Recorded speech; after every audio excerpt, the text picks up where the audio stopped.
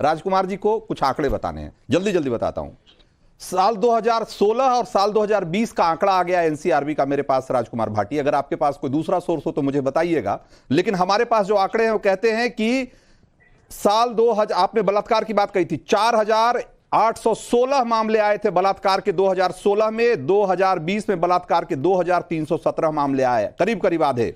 अगर आप देखेंगे कि लूट के अगर मामले, तो लूट के 4502 मामले थे लूट 2020 में, 16 का आंकड़ा बताया, 2020 में 1384, यानी कि ऑलमोस्ट एक तिहाई। इसी ढंग से अगर मैं एक तरीके से अगर पूरा अगर देखता जाऊं तो अपहरण के 15,898 मामले, रंजीत जी, है ना, और इसी ढंग से अगर मैं देखूंगा तो ये एक मतलब ऐसी मतलब एक लंबा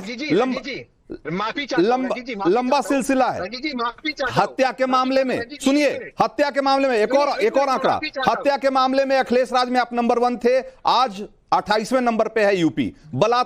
ये 2022 का 22 का आंकड़ा है, 16 वर्सेस 22। बलात्कार नंबर 1 था, आज 24वां नंबर है। डकैती चौथा नंबर था यूपी आपके समय में, आज 31वां नंबर है। अपहरण में यूपी नंबर 1 था 2016 में, आज 30वां नंबर है। मेरे पास ये आंकड़े हैं, ये वेरीफाइड आंकड़े हैं, ये चेक किए हुए आंकड़े, रीचेक किए हुए आंकड़े हैं। अब आप बताइए, इसके बावजूद आप कह देंगे, ऐसे नेशनल टेलीविजन पर आके सर कुछ भी ऐसे नहीं बोलना चाहिए सर। एक तो मेरी बहन साजिया इल्मी को मेरी उदासी, निराशा, हताशा बड़ी दिखाई दे रही है मेरे चेहरे पे। मैं बहन को बता दूं कि सुबह 6 बजे घर से निकला था, चुनाव चल रहे हैं लोकसभा के, और मैं केवल चैनल के दफ्तर में नहीं बैठता हूँ स्टूडियो में, मैं फील्ड में भी काम करता हूँ। सुबह 6 बजे का निकला हूँ, प्रचार करके गाँव से अब स्टूडियो पहुँचा हूँ। बहन मेरी फेशियल करा के और वो करा के सीधे आके इसमें बैठ गई होंगी कैमरे के सामने, तो आपके मेरे चेहरे में फर्क नजर आएगा। दूसरी बात, रंजीत कुमार जी, कृपया मेरी बात हो जाने दें। ये बात साजिया, इनको कृपया मेरी बात हो जाने, जो मैंने सवाल किया इसका जवाब देने दीजिए। दूसरे रंजीत कुमार जी, पता नहीं, मुझे नहीं पता कि आप क्यों सरकार का जवाब देने के लिए आंकड़ों में उलटफेर करते हैं, झूठ बोलते हैं, झूठे आंकड़े पेश करते हैं।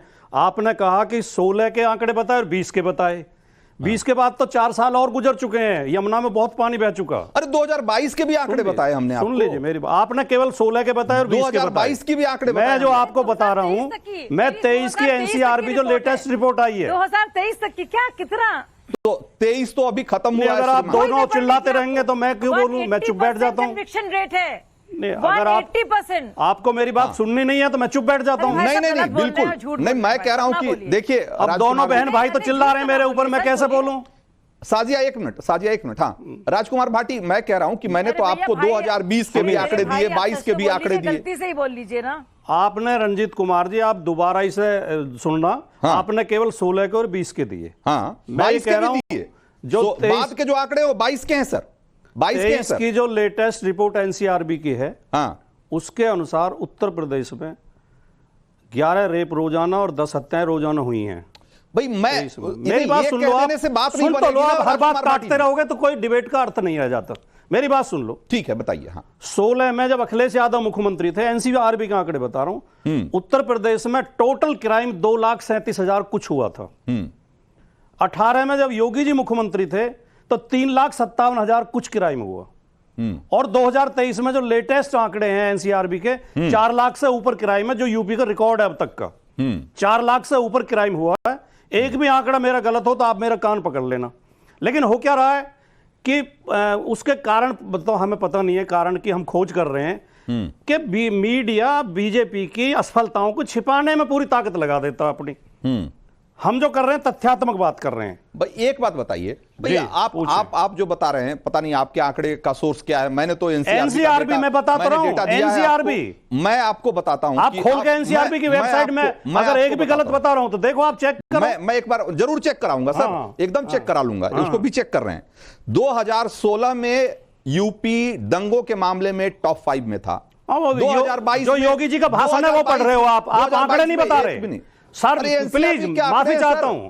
आप योगी आदित्यनाथ का भाषण पढ़ रहे हैं, आप आंकड़े नहीं बता रहे। समाजवादी पार्टी के दफ्तर ये योगी जी कहते हैं, जो आप बोल रहे हो ये भाषा योगी जी की आंकड़े हैं, ये योगी जी की भाषा है। उत्तर प्रदेश टॉप पे था दंगों में। भाई 2022 में अगर मैं जो कह रहा हूं, अगर इसको आप मैं तो चैलेंज कर रहा हूं कि अगर मैं कह रहा हूं अगर गलत हो तो आप इसको साबित करें। गलत है, कि 2022 में एक भी दंगे नहीं हुए, जबकि 2016 में यूपी दंगों के मामले में टॉप 5 में था। ये अगर मैं गलत बता रहा हूं तो आप बताएं। आप अगर NCRB का- 2022 मैं दर्शकों को भी बोल रहा हूं कि एनसीआरबी की वेबसाइट पर जाकर चेक करें योगी जी कि को कौन गलत 7 बोल रहा साल है। उत्तर प्रदेश में शासन करते हुए हुआ, योगी जी को 7 साल। अगर एक भी साल ऐसा गया हो जिसमें दंगा ना हुआ हो तो जो सजा दे मैं भुगतने को मैं तैयार। 2022 के इतना आंकड़े बड़ा आपको झूठ बता क्यों रहा पर? हूं। 22 भी नहीं गया एक भी। पहली तो बात तो रंजीत कुमार जी, माफी चाहता हूं, आपको दंगे की परिभाषा पता नहीं। आईपीसी में दंगे की परिभाषा क्या, जो बलवा होता है नहीं। श्रीमान अब आंकड़े भी आप ले आइए और परिभाषा भी आप ही तय करिए सर। अब मैं नहीं क्या तय ही कर बोलूं? रहा, कानून तय कर रहा है, मैं तय नहीं कर रहा। कानून में जो बलवा होता है, 4 आदमी इधर से 4 आदमी इधर से, जो भी झगड़ा हो दंगे की श्रेणी में आ जाता है, बलवा में आ जाता है। और इसीलिए संख्या इतनी बढ़ जाती है कि इतने दंगे हुए। तो हमारे कट पीरियड के तो बता देते हैं। ममता काले भाई ये बात किसी से छिपी हुई है क्या कि उत्तर प्रदेश में अखिलेश यादव की सरकार किन मुद्दों पर हारी चुनाव? उसमें से क्या लॉ एंड ऑर्डर एक बड़ा इशू नहीं था? और आज राजकुमार भाटी जी बता रहे हैं कि जैसे राम राज्य था उस समय। तो मैंने तो रामराज नहीं कहा जी। मैंने तो रामराज नहीं धन्यवाद कहा। रंजीत जी, मुझे उम्मीद कि मेरी आवाज आ रही होगी। मैं दोनों लोगों को, अपने दोनों भाइयों को जवाब देना चाहती हूँ। पहले तो राजकुमार भाई आपको राम राम। और मैं आपको ना बलात्कार की बात कर रहे थे, मैं आपको बस 100 बात की एक बात बोलूंगी। स्वर्गीय श्री मुलायम सिंह यादव जी का वो बयान याद दिलाना चाहती हूँ, जब उन्होंने बलात्कारियों के लिए बोला था लड़के हैं, लड़कों से गलतियां हो जाती हैं। ये स्थिति और ये हालत थी उत्तर प्रदेश में मुलायम जी के समय पर कि बेटियों का बलात्कार हो जाता था और मुख्यमंत्री जी इस प्रकार की बातें करते थे। और अभी जो आंकड़े दिए गए हैं रंजीत जी, वो आंकड़े एक्चुअली मैंने भी इकट्ठे कर लिए थे, पर आप लोग उनको दे चुके हैं, इसलिए उनके बारे में बात मैं नहीं करना चाहती हूँ। दूसरा, राजकुमार भाई ने बोला कि बड़ी अच्छी कॉन्फिडेंट बॉडी लैंग्वेज है अखिलेश यादव की और चुनाव जीत रहे हैं। अरे राजकुमार भाई, अगर जीत रहे होते तो बार बार इधर उधर हर जगह जा जाकर के अपने कैंडिडेट क्यों बदलते? अंडर कॉन्फिडेंट है, डरे हुए हैं, हालत खराब है अखिलेश यादव की ही नहीं, पूरे इंडिया अलायंस की। तीसरी बात मैं आपको बताना चाहती हूँ, कुछ समय पहले अखिलेश यादव जी ने अपने पूरे प्रवक्ताओं को बुला करके एक बैठक बुलाई थी ना, जिसमें बोला था MOI समीकरण की बात मत करना, PDA की बात करना, है ना। PDA के फॉर्मूले पर हम इस बार चुनाव जीतेंगे। PDA क्या? पिछड़ा दलित अल्पसंख्यक। और मैं आपको बताऊं, MOI समीकरण जो एक्चुअली बीजेपी और NDA का है ना, वो आप लोगों पर बहुत भारी पड़ने वाला है। और पता है वो MOI समीकरण क्या है? मोदी योगी समीकरण, गुड गवर्नेंस का समीकरण, विकासवाद का समीकरण, उन्नति का समीकरण, सबका साथ सबका विकास, सबका विश्वास और सबका साथ का समीकरण। राजकुमार भाई, ये कुछ चीजें इनको बताना चाहती हूँ। और जल्दी से तहसीन पूनावाला जी से कुछ बात करना चाहती हूँ। तहसीन जी देखिए, मैं तो इस वक्त उत्तराखंड में हूँ, चुनावी रण में हूँ, लगातार लोकसभाओं में जा रही हूँ और स्थिति ग्राउंड जीरो से देख रही हूँ और गारंटी से बोल रही हूँ कि 5 की 5 सीट जो है ना, यहाँ से जीत रही है भाजपा। आप मुझे ये बताइए कि जो अभी आपने इतनी महान विशाल घोषणा करी कि इंडिया अलायंस को इतनी सीटें मिलने वाली है, मेरे दोस्त मुझे ये बता दीजिए कि आप कितने राज्यों में भ्रमण कर चुके, कितनी लोकसभाओं में जा चुके, कितनी जगह आपने की, या तो आपने भी ठीक है ममता काले, ये तहसीन से पूछेंगे। उससे पहले